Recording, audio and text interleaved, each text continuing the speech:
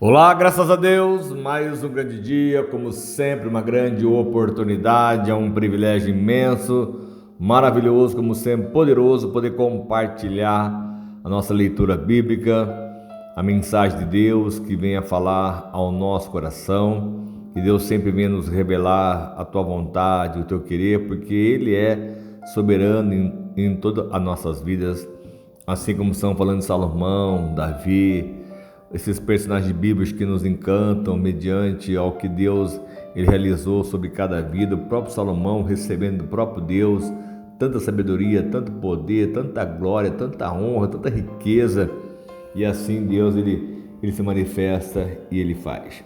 Olha só então, 1 Reis, vou ler hoje 5 e 6. Quando Irão, o rei de Tiro, soube que Salomão tinha sido ungido rei, mandou seus conselheiros a Salomão, pois sempre tinha sido amigo leal de Davi.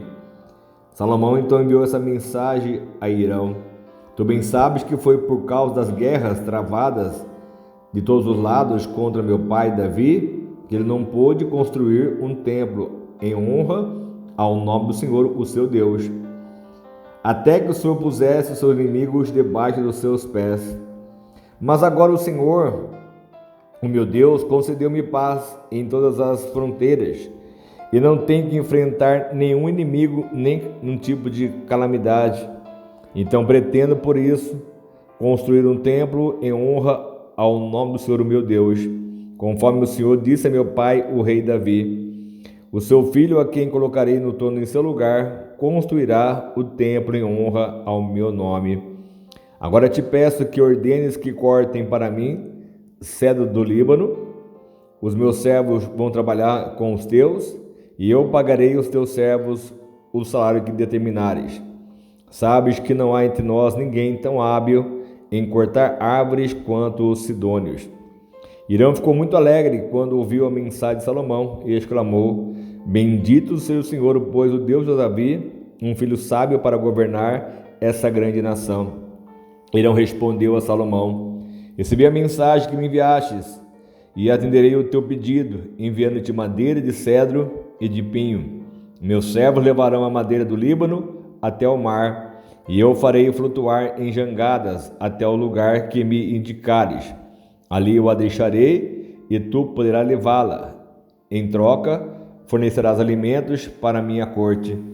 E assim Irão se tornou fornecedor de toda a madeira de cedro e de pinho que Salomão desejava. E Salomão deu a Irão 20.000 tonéis de trigo para suprir de mantimento a sua corte, além de 20.000 tonéis de azeite de oliva puro, era o que o Salomão dava anualmente a Irão, ano após ano, até a construção ficar pronta.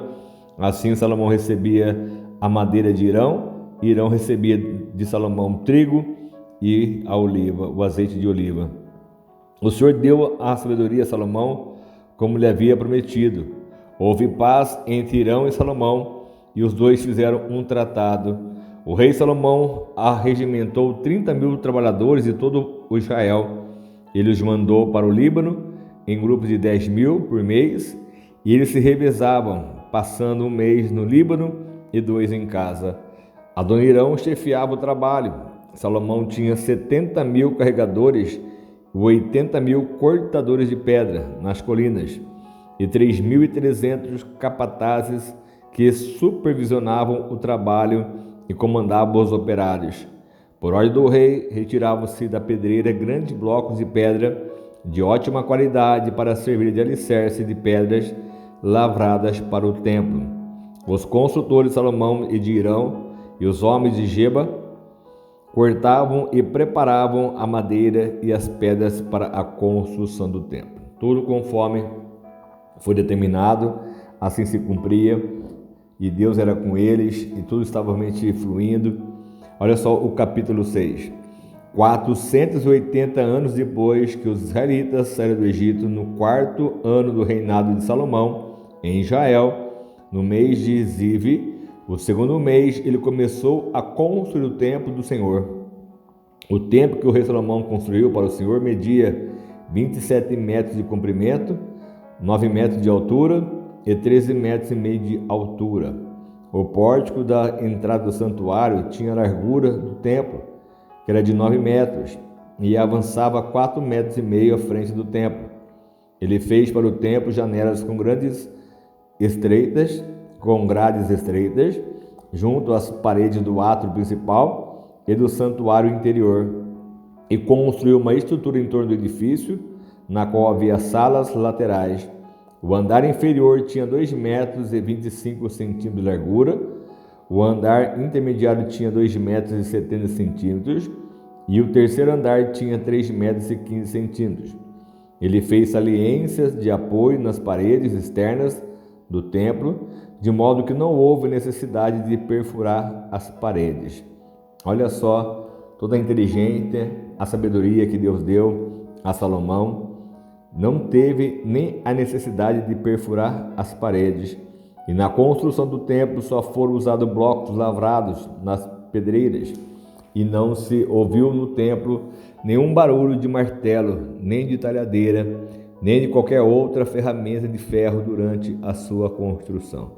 Isso é algo assim maravilhoso. A entrada para o andar inferior ficava no lado sul do templo. Uma escada conduzia até o lado sul do templo, o andar intermediário, e dali ao terceiro.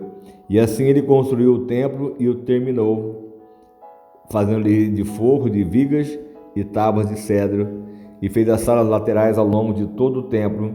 Cada um tinha 2,25 metros de altura, e elas estavam ligadas ao templo por vigas de cedro.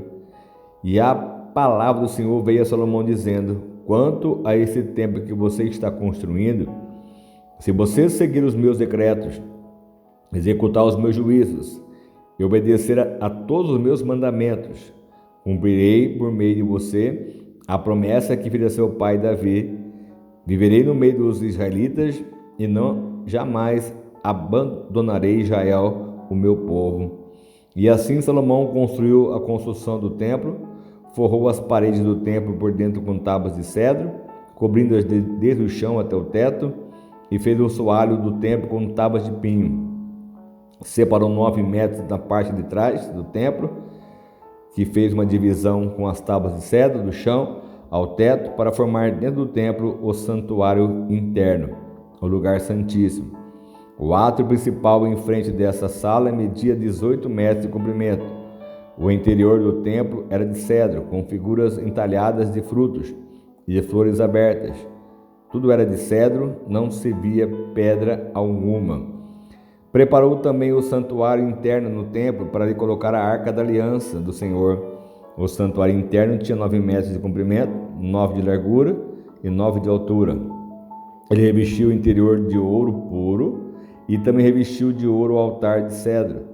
Salomão cobriu o interior do templo de ouro puro e estendeu correntes de ouro em frente do santuário interno, que também foi revestido de ouro. Assim revestiu de ouro todo o interior do templo e também o altar que pertencia ao santuário interno, todo de ouro. No santuário interno ele esculpiu 2 querubins de madeira de oliveira, cada um com 4,5 metros de altura. As asas abertas dos querubins mediam 2,25 metros, 4,5 metros na ponta de uma asa à outra ponta da asa.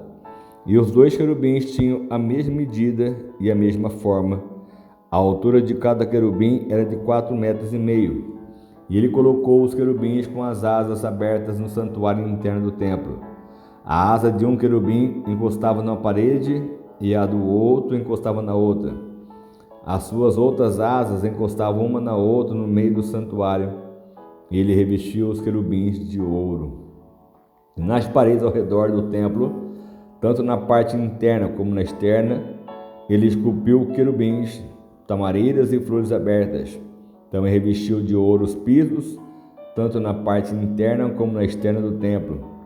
E para a entrada do santuário interno fez portas de oliveira com batentes de 5 lados. E nas 2 portas de madeira de oliveira esculpiu querubins, tamareiras e flores abertas. Revestiu os querubins e as tamareiras de ouro batido. E também fez pilares de 4 lados de madeira de oliveira para a entrada do templo. E fez também 2 portas de pinho, para cada uma, com 2 folhas que se articulavam por meio de dobradiças. Entalhou figuras de querubins, de tamareiras e de flores abertas nas portas e as revestiu de ouro batido. E construiu o pátio interno com 3 camadas de pedra lavrada e uma viga de cedro. O alicerce do templo do Senhor foi lançado no mês de Ziv, no 4º ano, no mês de Bul, o 8º mês do 7º ano. O templo foi terminado em todos os seus detalhes, de acordo com as suas especificações, e Salomão levou 7 anos para construí-lo. Olha só, 7 anos para construir a parte do templo. Como Deus, ele é assim fantástico, né? Uma maneira, uma forma. Quantas pessoas nós lemos ali, que se você for contar, só o pessoal que foi para o Líbano cortar as madeiras, eram 10 mil cada 3 meses, eles iam um mês, ficavam, depois mais 10, mais 10, enfim, ficavam 2 meses em casa, descansando. Quer dizer, eram 30 mil homens que iam fazer esse trabalho. E, enfim, quantas coisas nós lemos de homens e pessoas que foram fazer a obra do Senhor, o templo do Senhor. Salomão dando toda a direção da maneira como deveria ser feito esse templo, enfim. E olha só que coisa maravilhosa. Deus abençoando, Deus consagrando, Deus dando visão, direção, capacitação, como foi com a Arca de Noé, algo assim que não tem como às vezes entender, compreender, como naquela época as pessoas podiam fazer. Olha só, não houve nenhum martelo, nenhuma talhadeira, não havia paredes furadas, era tudo coisas que foram entalhadas, pedras cortadas, enfim, algo assim que não tem como nós às vezes enxergarmos, somente vendo na realidade tudo como foi construído, como foi feito, como Deus capacitava, Deus ensinava, Deus dava direção, e assim saía tudo perfeito.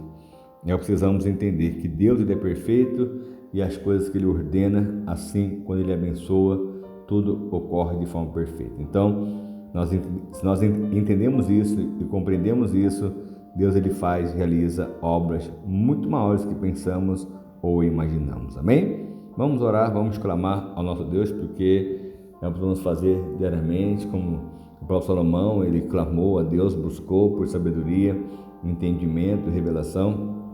Quando ele ouviu a voz, peça o que você queres e assim eu te darei. Ele foi totalmente inteligente em fazer o seu pedido, e Deus lhe deu muito mais do que ele imaginava, do que ele pensava. Então, que assim como está escrito na sua palavra, que Deus faz além, então que possamos a mente, então, crer, confiar e sonhar, determinar, profetizar, e as coisas vão acontecer de forma literal.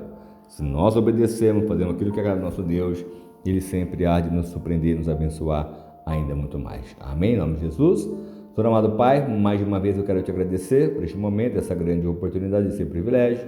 O Senhor nos concede dia após dia estar ouvindo a sua palavra, nela meditando de noite, conforme diz a direção dada a Josué, que é para nós hoje, meu Pai, porque o Senhor é Deus dos vivos, aqueles que estão vivos para te louvar, para te adorar, como Isaías diz, que na sepultura ninguém pode louvar o Senhor.